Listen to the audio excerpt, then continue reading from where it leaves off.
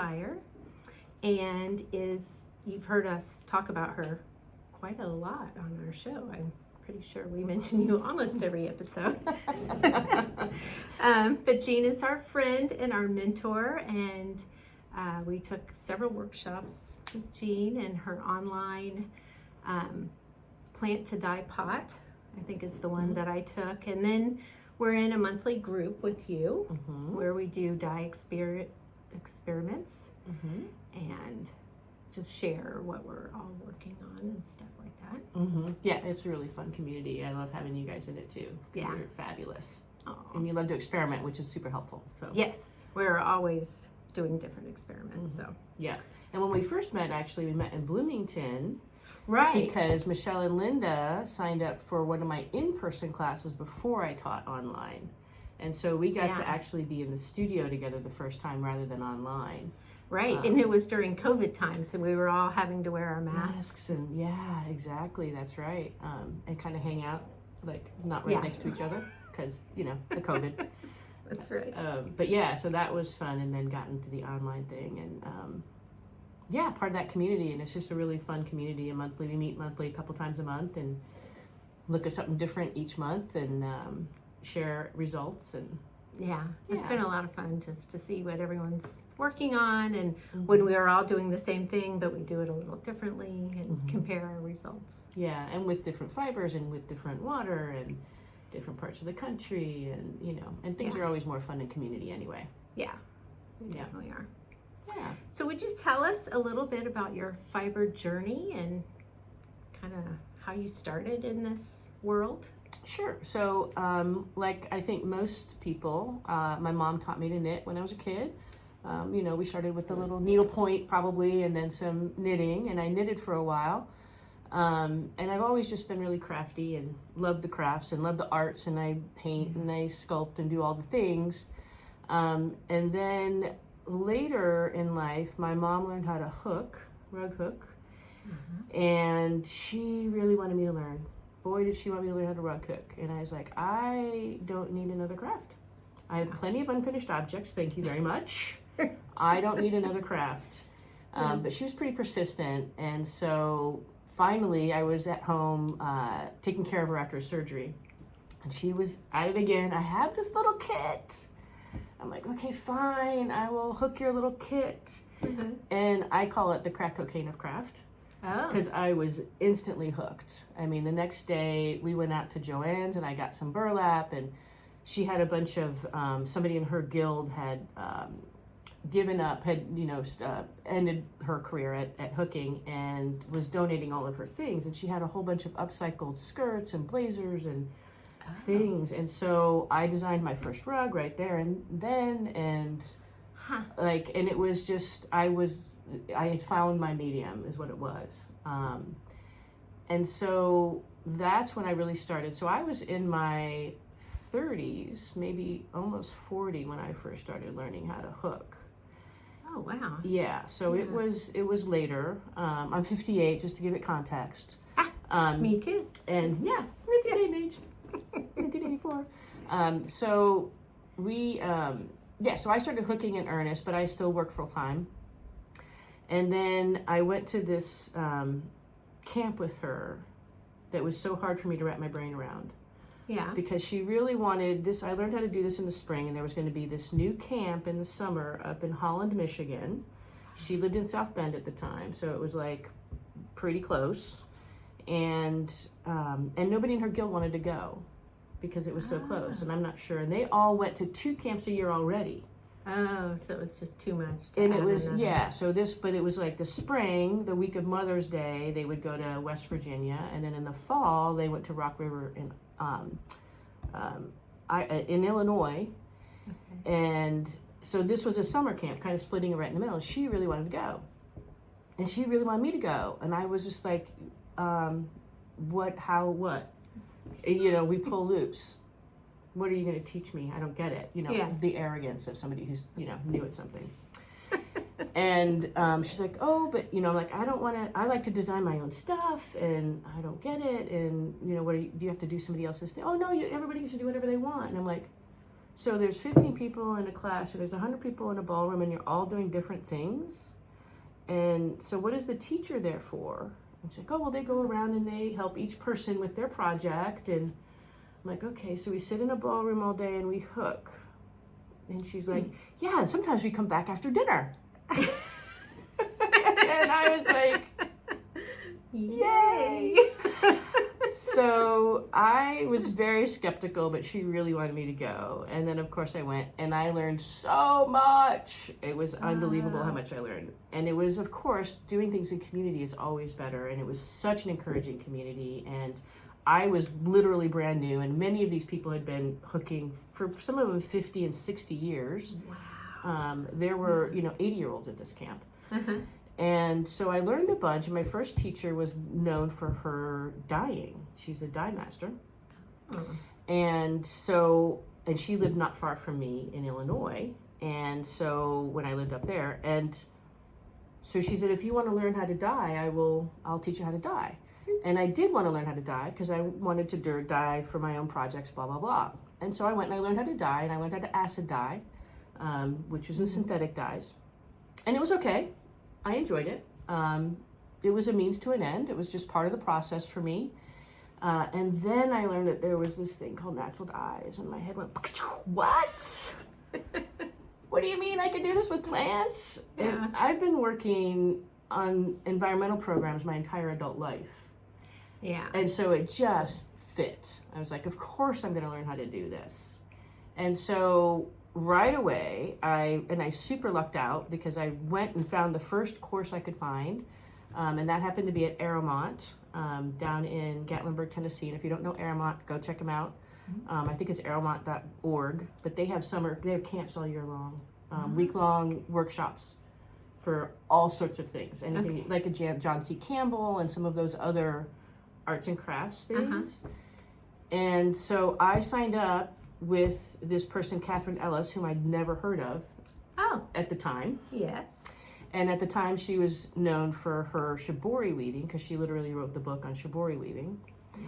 And she had come out with a second volume of that with natural dyes, because she had gotten into the natural dyes. And then she traveled all over the world to learn about natural dyes, and then has subsequently written the Bible that we all use, right. The Art and Science of Natural Dyes, with Joy Boutrup. Well, she was in the midst of writing that book when we took that camp. Oh, so our handouts were chapters from that book. Oh, which what a was cool experience. amazing. Yeah. So I super lucked out. I got this amazing person. And then I came back and I was told that I could take classes at IU. I live in Bloomington, Indiana, home of Hoosiers. Go Hoosiers. And Roland Ricketts, who's a world-renowned indigo artist, is there. And so I took a natural dye class from him and learned all about Japanese indigo and whatnot. And then I turned my whole front yard into a dye garden, because why have grass if there's no soccer ball involved? There's no point in grass. That's right. So anyway, so I went right off the deep end and went into it with everything I had. Yeah. That was a long story. Sorry. But a very involved fiber journey. So. Yes, it was, yeah. Yeah. Because I bounced around a lot, and I always loved fiber. But again, I just, I knitted very infrequently. I did, actually, when I was an undergrad, and I was trying to go study in Dijon for the summer, and I was trying to fund that for myself to earn some money, and so I knit Icelandic sweaters for people. Oh. If they bought the yarn, I would knit it for them. If they bought the yarn and paid me $50, so this was in the 80s. Wow, that was pretty good back then. It was, yeah. So so it was basically a $100 sweater for them in the 80s, which, college students didn't do that a lot. No. But I found enough people. I could bust out an Icelandic and pretty quickly. It's fat yarn. It's all in the round. It's really fast and easy to knit. Yeah. And so I just busted out a bunch of those sweaters and helped fund my trip to Dijon for the summer. That is awesome. Which was fun, yeah. Yeah, I haven't heard that story. That is very cool.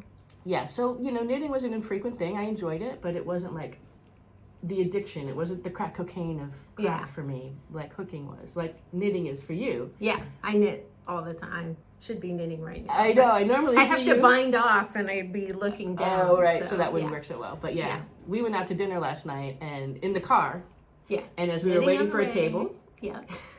Yeah. I always usually knit at the table, but Mm. because we had the appetizers, I thought I probably not shouldn't awesome. do that. No. Yeah. A little extra fiber in our diet's okay, but Yeah, I didn't want to get sauce on my yes, towel, so that I would did not be fun. Yeah. Yeah, good call. Yeah. So how did you get from dyeing to teaching? Like, what made you decide you wanted to teach? So that's a great question. I've always loved teaching. And you are so good at it. Oh, thank you. Your enthusiasm and support and encouragement, I mean, it just makes you want to do more. Oh, thank you. That's yeah, the hope, right? That's what everybody wants, right? Yeah. So I mean, the first time I taught things, I have a master's in French Lit, and so I taught as a TA in college, and then I taught at the university after that. But and I just love that part. I really did not like the academy. Mm-hmm. And academy and I kind of banged heads a little bit. I'm not an academic in any stretch of anybody's imagination. I can do the work, I just don't love it. Enjoy But I love the teaching. And so when I changed careers, and I went through a bunch of career changes too, but I always missed teaching. And when I started thinking about trying to transition from my current consulting, I do program evaluation in agriculture and the environment. I'm a social scientist. And I was trying to transition to art full time. Yeah. And so putting together my business plan, I was thinking of, well, what are some, streams of revenue that can help? Because I'm not just, people are not going to buy $800, $3,000 rugs every day. Right. So how can I do that? And then I thought, I love to teach, and I haven't taught in ages. And I was lucky enough in Bloomington to share a studio with somebody. We rent studio space for the dye studio. Yeah. And it was a big enough space. And I thought, I'm going to start teaching. I'm just going to see how it goes. And I started in, I guess, I'm going to say, probably 2018 or 19. I started teaching obviously before the COVID. Mm-hmm.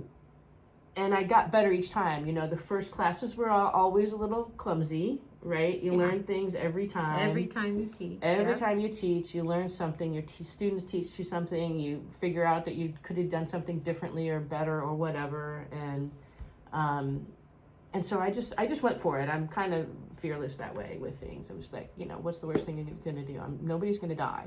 Right. I'm going to be fine. And well, they are going to die. Well, they are. Boom. Nicely played, Michelle. I've got my husband Rich in my head. Yes, you do. He's always making those die jokes. Yes, but he anyway. would have been proud of that. So, well, they are going to die, but they're not going to physically, pass on. Right, exactly. So, it was, for me, I always feel like things are pretty low risk if people aren't going to get harmed. The worst thing that's going to happen is somebody's going to tell me they hated the course and they want their money back, in which case I would do that. Yeah. And my feelings would get hurt, but, I would learn. Yeah. And then I would decide whether or not I wanted to keep doing it. And so I did, and I just kept building. And actually before COVID even is when I decided I was going to do online, because in a small town, you run out of people to teach pretty quickly. Yeah. And then the other problem was, everybody's really busy. Our schedules are so busy that when I schedule something and then I'd see people and they'd be like, oh, I want to take your class so badly. that Saturday doesn't work, or that Wednesday doesn't work, or they never worked. And so I got to a point where I was having a hard time getting people to fill the classes. So that's when I started actually sketching out what it would look like to do an online course, and taking some online courses to learn how to do online courses, because that's what we do. We take courses. We never stop learning. Always learning, yeah.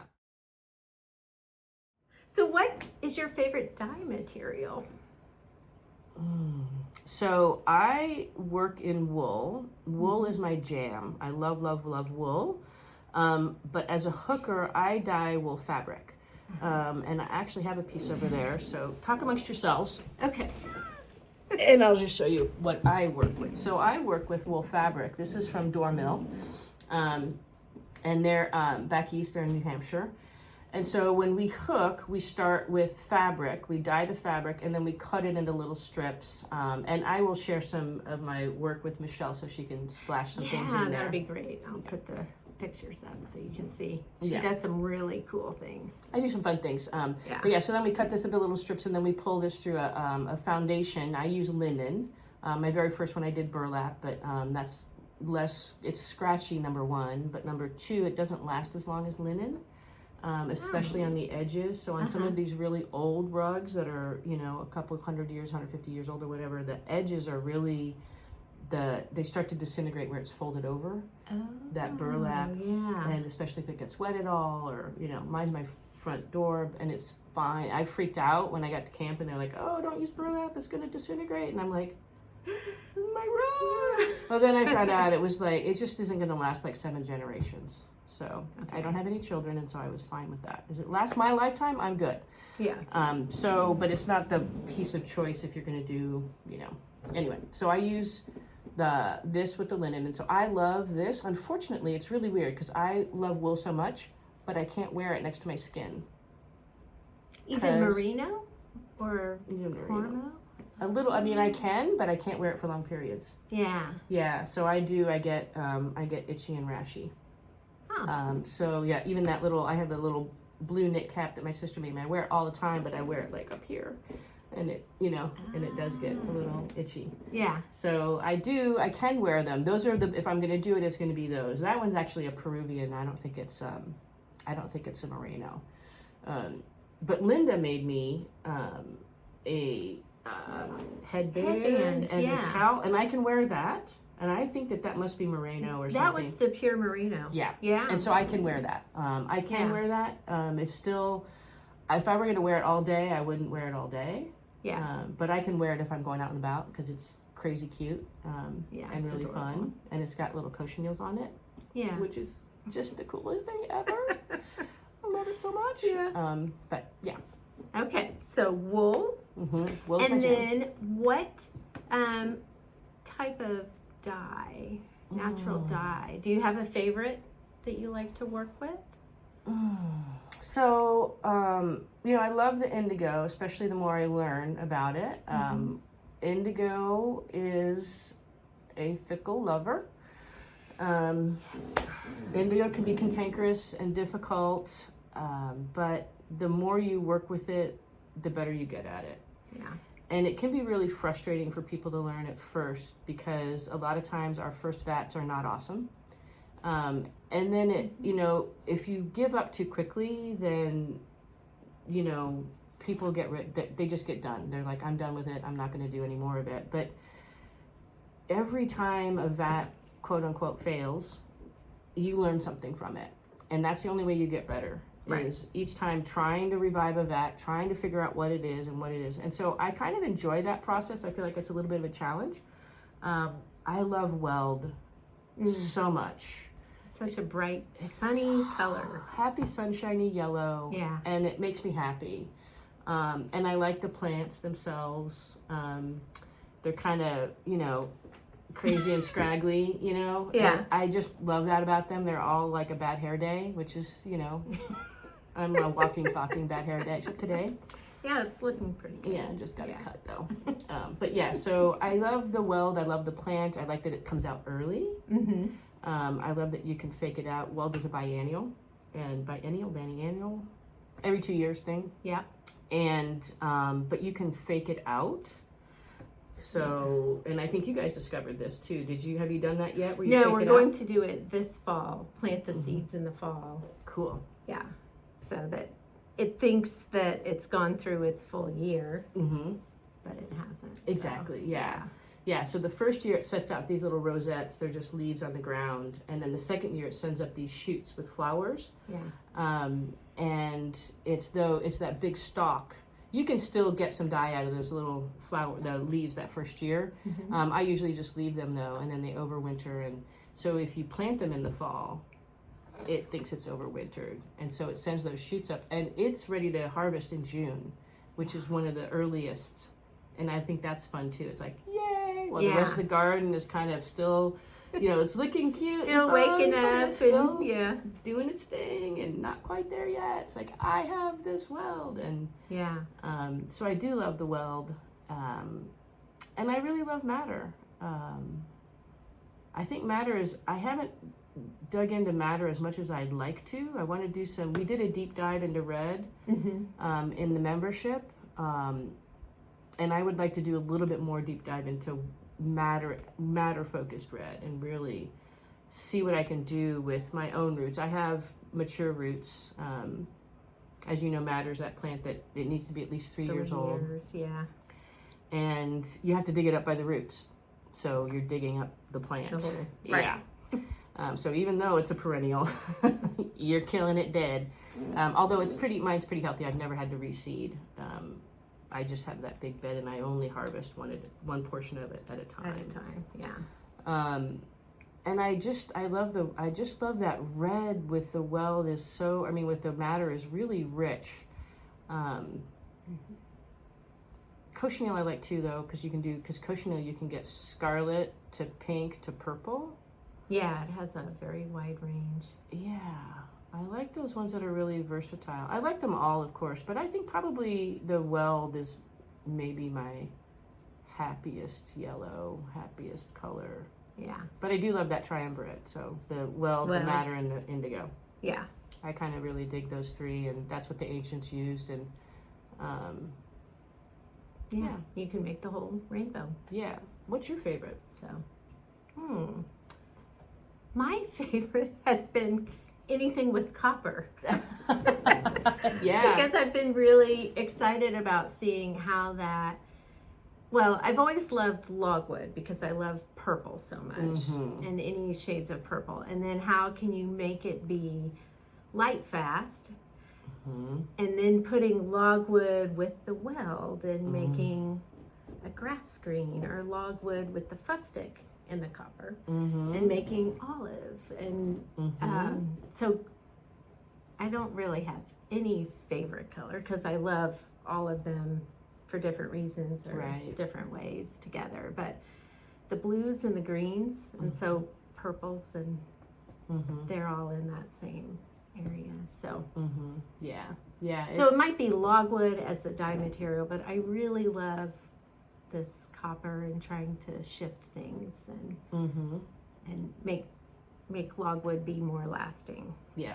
Yeah. Do you enjoy the science part of this, of the chemistry part of this? Yes, and I wish I knew more about the actual chemistry, and so I could understand some strange things that I see, like the afterbath when I wash logwood and copper turns a bright orange. And I have wondered, is it because it's the complement? Is there something going on there that, because the other colors don't seem to turn that orange? I don't have the answer for that. Yeah. So I've wondered things like that. And then copper and lac. Sometimes they don't seem to play well. Right. Like, it's weird, right? Yeah. Yeah. And why would that be? Is it? Yeah.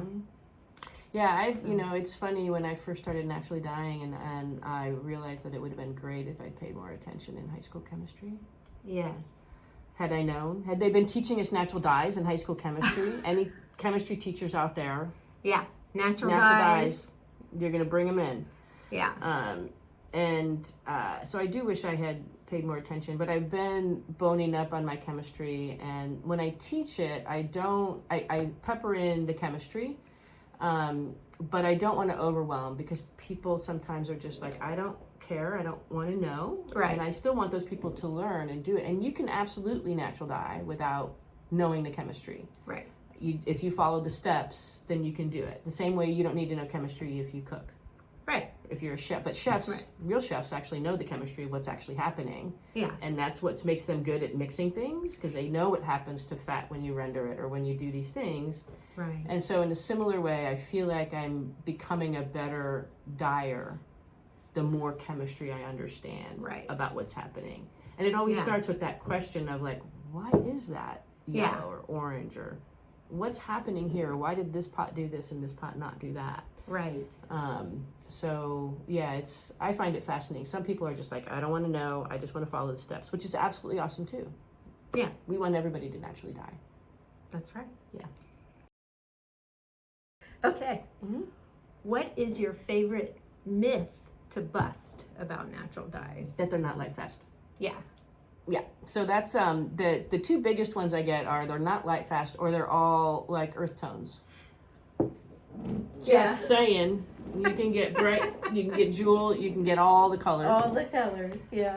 And then the other one is people think that they're not color fast, and they're like, oh, but they're gonna fade. And I'm like, I don't know. Have you seen any medieval tapestries? Yeah. Just saying. They're a couple hundred years old or more. These ancient Japanese kimonos that you can see South American fiber art from the 16th, 17th, 18th century. All of that was done with natural dyes. So if you do it properly and you follow the rules, you're going to get good color and you're going to get color Lasting. fast color. Right. Part of the problem is people see some of these things and they want to just give it a try and they don't know what they're doing. And I'm normally go experiment, but understand some of the fundamentals first. Yeah. Is really the thing. And it makes folks like us who do natural dyes and we do them correctly insane when we see the videos with the black beans and the red cabbage and the berries And the those beets. Oh my God, the beets. And it's like, those are not color fast, folks. They're not. Yeah. And so when people try that and then it fades to nothing or it fades to gray or some taupey yucky thing, then they think, oh, natural dyes they don't work. And Right. it's like, well, no, you didn't do it right. So You weren't using an actual natural dye. A, And B, you probably didn't mordant, and you Right. probably didn't do all the other, you probably didn't scour, you didn't, yeah. So, that's the biggest myth. And so I'm always happy to help bust that myth out of the water. Okay. Yeah. Last question. Okay. What would be a good tip for someone who's interested in getting their feet wet in natural dyes? Like, how would you suggest someone get started? Or Well, the first thing I would do is, I have two suggestions. So the first tip would be to take a class from somebody who knows what they're doing.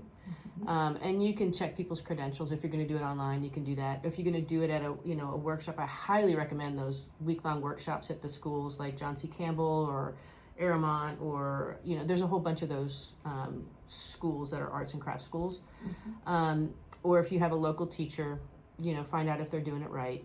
You can probably check up on people. So I would say take a class, because you'll learn so much. If you don't have that possibility, and you're not going to take an online course, then I would recommend getting a kit, a small kit, and using that kit from somebody reputable. I like everything that comes out of Maiwa, MAIWA.com. yeah. They are in Canada, and they source responsibly. There's also Botanical Colors in Seattle. I trust things that come out of there. And they have, Maiwa specifically too, has really good written materials on natural dyes that are free that you can download. All online. Yeah, and so just get a small kit. Don't get one of these kits that has all the colors. Just a small kit that you can start experimenting with.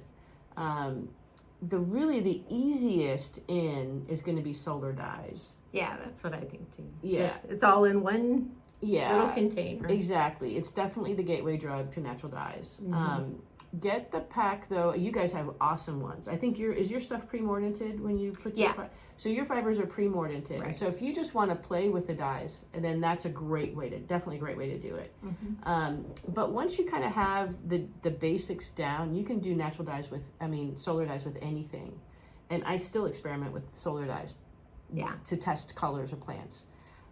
So that would be, I would say, get a kit that you can use that's not too expensive, but that has really good instructions. Something that you can either start with something that's pre-mordanted. It's already the fiber's been prepared, so it's going to stick. Or if you want to learn that process too, get the kit that contains the mordant. Or something, Yeah, right. and the steps that you follow. I think those are really the best ways to go about it if you're just going to try and get your feet wet. But if you can take a class, that's really from somebody who knows what they're doing. If you see black beans or berries or beets or red cabbage, run for the hills. Right. Just run for the hills. They don't know what they're doing. And so, yeah. But taking a class, even a short one-day workshop, it's amazing how much you can learn in a day or a half a day. Yeah. Yeah. It really is. With you, I think it was a half day. Yeah, the first one's a half day. The second one was a full day. Yeah. Yeah, so the first day, my goal for the first class, these were the in-person classes, was that to have people be able to go home and start experimenting with whatever they have on their own property or in their own neighborhood, and see a plant and go, oh, I wonder if that works. And then know how to actually test it to see if it actually has colors. That is so much fun.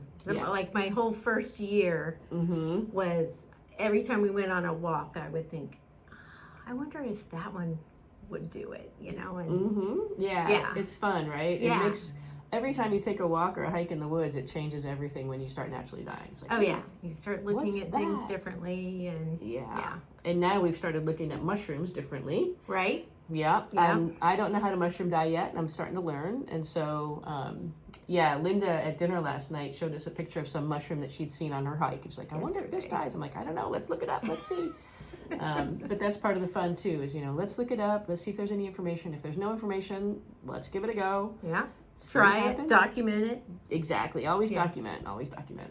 Yeah. And always label. I'm the queen of the label all the things. Oh yeah. I always think I'll remember this, You and won't. then you don't. You No, never remember. You have to label everything. Yeah. Yeah. There's something Okay. coming up. Oh, great. Okay. Well, thank you so much for coming today. I'm really glad that we had this opportunity. Me too. Thanks so much for having me.